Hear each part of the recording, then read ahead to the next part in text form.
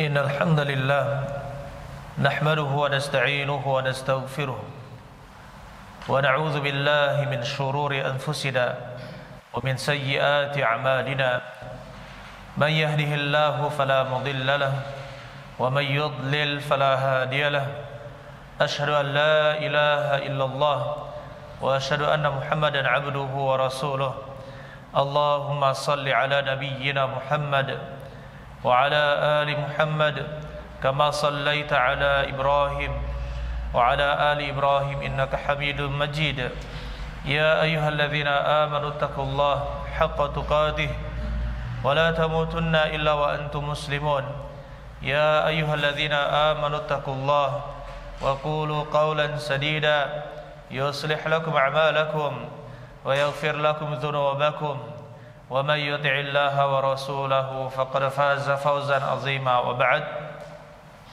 أيها الإخوان rahimani wa rahimakumullah, saudara-saudara sekalian, bapak-bapak sekalian yang mudah-mudahan kita semua dirahmati oleh Allah Subhanahu wa taala. Alhamdulillah, Allah Subhanahu wa taala memberikan kesehatan kepada kita, memberikan kesempatan kepada kita untuk duduk di majelis Jumat, sama-sama mendengarkan khutbah Jumat. Kemudian insyaallah kita akan melaksanakan salat Jumat secara berjamaah. Ini merupakan kenikmatan dan juga peringatan untuk selalu kita bertakwa kepada Allah Subhanahu wa taala, menjalankan perintah-perintahnya dan menjauhi larangan-larangan Allah Subhanahu wa taala. Ayyuhal ikhwan rahimani wa rahimakumullah, di antara bentuk ketakwaan adalah berakhlak dan beradab dengan akhlak adab Islamiyah. Berakhlak dan beradab dengan adab dan akhlak Islamiyah. Sesungguhnya hadis-hadis yang berbicara tentang akhlak itu sangat banyak. Rasulullah SAW katakan, akmalul mu'minina imanan ahsanuhum khuluqah. Orang mukmin yang paling sempurna keimanannya adalah yang paling baik akhlak di antara mereka. Jadi ini merupakan penyampaian dari Nabi SAW. Jika ingin memiliki iman yang sempurna, maka kita harus memperhatikan adab dan juga akhlak, dan tidak mendudukannya ke urutan yang terakhir, tapi menjadi prioritas kita untuk beramal saleh. Saudara-saudari sekalian, saudara-saudara sekalian, bapak-bapak sekalian yang mudah-mudahan kita dirahmati oleh Allah Subhanahu wa taala. Secara ringkas, adab dan akhlak Islamiyah itu terkumpul pada 4 hadis. Akhlak dan adab Islamiyah terkumpul pada 4 hadis. Jika memahami dengan baik keempat hadis ini, maka insyaallah dia bisa menerapkannya di dalam kehidupan sehari-harinya, dan dia di dalam koridor akhlak Islamiyah. Hadis yang pertama adalah sabda Nabi sallallahu alaihi wasallam, "Man kana yu'minu billahi wal yaumil akhir." Barang siapa yang beriman kepada Allah dan hari akhir, falyakul khairan aw liyasmut. Maka berkata baiklah atau diam. Wa man kana yu'minu billahi wal yaumil akhir falyukrim jarahu. Barang siapa yang beriman kepada Allah dan hari akhir, maka muliakanlah tetangganya. Muliakanlah tetangga. Wa man kana yu'minu billahi wal yaumil akhir falyukrim dhaifahu. Barang siapa yang beriman kepada Allah dan hari akhir, maka muliakanlah tamunya. Memuliakan tetangga, memuliakan tamu. Hadis yang kedua adalah sabda Nabi sallallahu alaihi wasallam, min husni islamil mar'i tarkuhu ma la ya'nih. Di antara tanda baiknya keislaman seseorang adalah dia meninggalkan yang tidak bermanfaat untuknya. Di antara tanda baiknya keislaman seseorang adalah dia meninggalkan yang tidak bermanfaat untuknya. Adapun hadis yang ketiga, seorang laki-laki minta nasihat, minta wasiat kepada Nabi sallallahu alaihi wasallam, "Ausini." nasihatilah saya, berilah saya pelajaran. Maka kata Nabi sallallahu alaihi wasallam, la taghdab. La taghdab. Diulangi lagi soalnya, Nabi mengatakan sallallahu alaihi wasallam, la taghdab, janganlah kamu marah. Sampai 3 kali, la taghdab, janganlah kamu marah. Kemudian yang keempat, ayyuhal ikhwan, man la yu'minu ahadukum, kata Nabi sallallahu alaihi wasallam, la yu'minu ahadukum hatta yuhibba li akhihi ma yuhibbu li nafsihi. Tidak sempurna keimanan seorang di antara kalian sampai dia mencintai kebaikan untuk saudaranya sebagaimana dia menyukai kebaikan itu untuk dirinya sendiri. 4 hadis ini ayyuhal ikhwan, insyaallah kita akan jelaskan sedikit demi sedikit sehingga minimal kita memiliki pemahaman yang baik terhadap keempat hadis ini. Hadis yang pertama berbicara tentang lisan, berbicara tentang memuliakan tetangga dan juga tamu. Kata Nabi sallallahu alaihi wasallam, barang siapa yang beriman kepada Allah dan hari akhir maka berkata baik atau diam. Lisan harus kita jaga. Banyak keburukan terjadi, pembunuhan terjadi, perselisihan terjadi akibat manusia tidak pandai menjaga lidahnya. Bahkan ada yang bunuh-bunuhan, peperangan besar terjadi karena lidah. Oleh karena itu Nabi sallallahu alaihi wasallam memberikan resep yang manjur sekali. Barang siapa yang beriman kepada Allah dan hari akhir, berkatalah baik atau diam. Jadi pilihannya hanya 2, berkata baik atau diam. Tidak ada pilihan yang ketiga. Jadi kita katakan kalau sesuatu itu baik, berarti baik itu bermanfaat. Ada manfaatnya, ada maslahatnya, itulah kebaikan. Ada kebaikan, ada maslahat, ada manfaat, itulah kebaikan. Oleh karena itu, di antara contoh yang disebutkan oleh para ulama adalah mengajarkan ilmu, memurajaah ilmu, saling mengulang pelajaran. Di antara yang disebut oleh para ulama adalah menganjurkan untuk sedekah, beramar ma'ruf nahi mungkar, menasehati kebaikan, mengajak kepada kebaikan, melarang dari kemungkaran. Itulah kebaikan. Begitu pula hal-hal yang bermanfaat baik untuk urusan dunia dan juga akhirat. Ketika ada pelajaran masalah dunia, dia jelaskan karena ini bermanfaat untuk orang lain. Itu silahkan. Jika dia bermanfaat untuk urusan dunia, maka dia akan bermanfaat. Tapi jika tidak ada manfaatnya, maka diam. Man katsura kalamuhu katsura khata'uh. Barang siapa yang banyak berbicara, pasti banyak salahnya. Oleh karena itu ya ikhwan, kita jaga lidah kita, kita jaga lidah mulut kita dari berbicara yang tidak bermanfaat. Kemudian yang kedua adalah memuliakan tetangga. Kita punya tetangga, harus kita muliakan. Jangan sakiti mereka, berbuat baiklah kepada mereka. Dan selalu mendoakan kebaikan-kebaikan untuk tetangga. Kenapa ayyuhal ikhwan? Antum syuhada'ullah fil ardi. Kalian adalah saksi-saksi Allah di muka bumi. Jika tetangga kita memandang bahwa kita ini telah berakhlak baik, maka Allah Subhanahu wa taala akan masukkan ke dalam surga. Tetapi jika tetangga kita memandang bahwa akhlak kita adalah akhlak yang buruk, maka terancam untuk masuk ke dalam neraka. Na'udzubillahi min dzalik. Berbuat baik kepada tetangga. Kenapa? Mereka punya keutamaan tersendiri. Kita muliakan tetangga, berbuat baik kepadanya dengan seluruh perbuatan baik, menahan dari seluruh perbuatan yang berbahaya, apalagi perbuatan zalim kepada tetangga. Ya, kemudian kita lakukan hal-hal yang bisa menyenangkan hati tetangga kita. Begitu pula memuliakan tamu. Memuliakan tamu ayyuhal ikhwan, ketika datang tamu apalagi dari jauh, kalau dia jauh maka mendapatkan hak 3 hari untuk kita jamu. Hari pertama adalah hidangan istimewa, hari kedua adalah hidangan, dan ketiga adalah hidangan yang lebih biasa dari yang istimewa. Kemudian di hari ketiga itu kita bertanya, setelah lengkap 3 hari kita bertanya ada apa keperluannya, ya. Dan itu bisa kita mau berakad, sewa menyewa dan sebagainya, terserah. Tapi hak jamuan untuk orang yang bersafar jauh adalah 3 hari. Begitu pula tamu-tamu yang biasa datang kepada kita. Tamu-tamu yang biasa kita datang kepada kita, tampakkanlah wajah ceria meskipun dia anak yang muda, anak kecil, ya. Apalagi dia itu adalah orang-orang tua, meskipun dia adalah teman sebaya kita, teman karib kita, tetap kita perhatikan adab-adab Islamiyah, adab-adab yang sopan, melayani tamu, kita muliakan tamu. Bahkan orang Arab itu punya prinsip ketika melayani tamu, jangan sampai tamu saya beranjak dari tempat duduknya.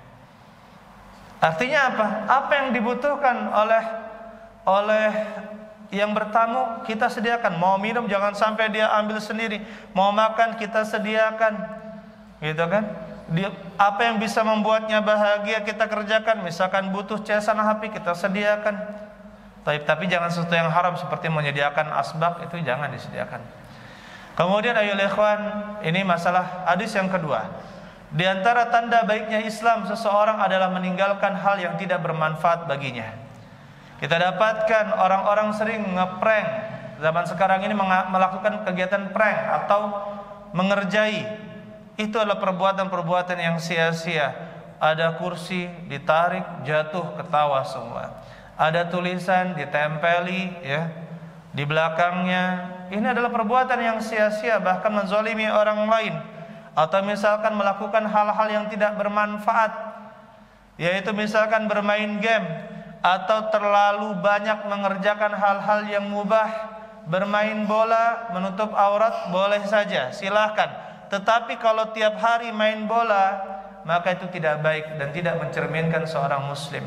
Orang muslim hanya melakukan hal-hal yang bermanfaat untuknya. Fitness silahkan, boleh. Tapi kalau tiap malam atau tiap hari fitness dan tujuannya juga salah membentuk tubuhnya, hati-hati.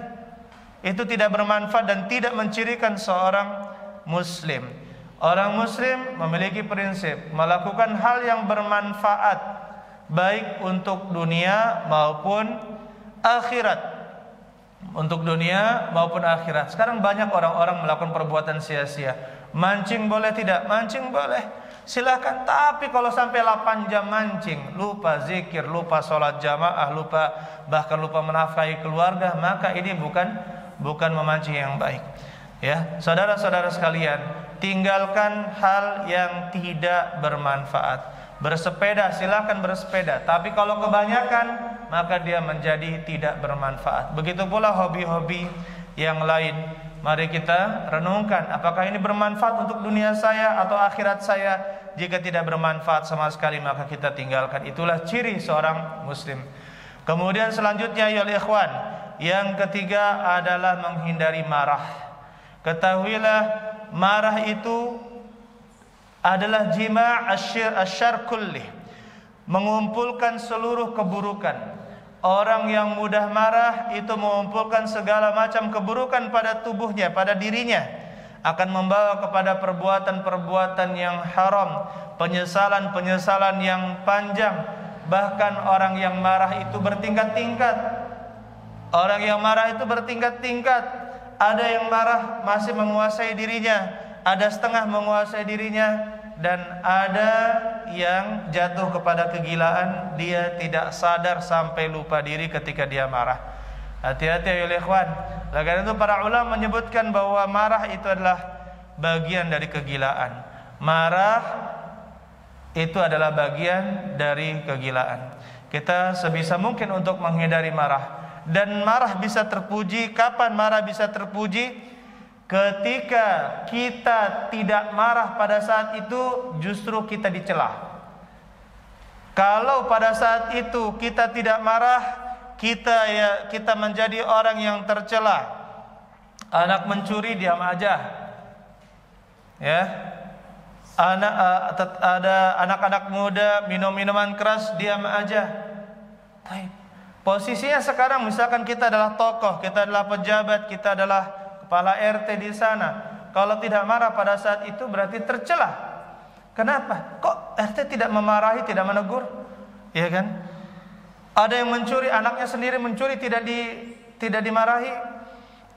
Jadi boleh kita marah pada saat kapan? Pada saat kita akan dicela, akan menjadi orang yang tercela jika tidak marah. Pada saat itulah marah menjadi terpuji. Oleh karena itu, ayolah ikhwan, ada yang namanya al-hazm, tegas. Sikap tegas itu penuh dengan perhitungan, penuh dengan penguasaan diri. Jadi ketika itu ayolah ikhwan, Nabi SAW tidak pernah balas dendam karena urusan dunia. Ya, tidak pernah balas dendam karena urusan dunia. Tidak marah Rasulullah SAW, tapi membalas keburukan dengan kebaikan. Nabi SAW pernah dicekek oleh orang Arab Badui, kesakitan sampai berbekas. Kalau bahasa kita berbekat di sini di lehernya. Apakah Nabi SAW marah? Nabi SAW tersenyum bahkan tertawa.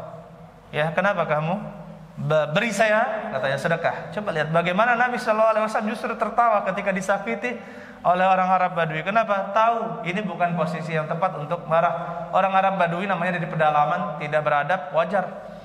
Ya Allah, alam bisawab. Inilah ya ikhwan 3 hadis yang insyaallah kita akan jelaskan pada yang hadis yang keempat pada khutbah yang kedua. Barakallahu li wa lakum jami'an muslimin.